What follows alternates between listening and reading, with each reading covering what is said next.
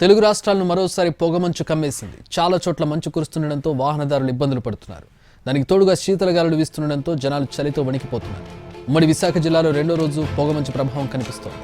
City, గ్రామీణ ప్రాంతాల్లో agency వాతావరణం కనిపిస్తోంది. ప్రధానంగా జాతీయ రహదారిపై వాహనాల రాకపోకలకు ఇబ్బంది ఎదురవుతోంది. విమానాల రాకపోకలకు విజిబిలిటీ సమస్యగా మారింది.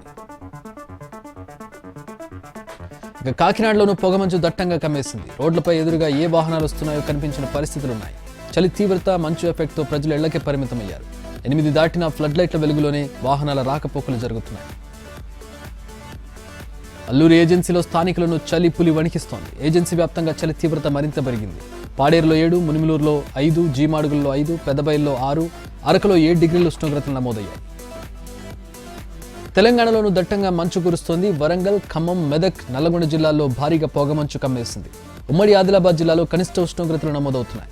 కొమరంభీం జిల్లా సిర్పూర్ యూలో 9.8 డిగ్రీల ఉష్ణోగ్రత నమోదైంది.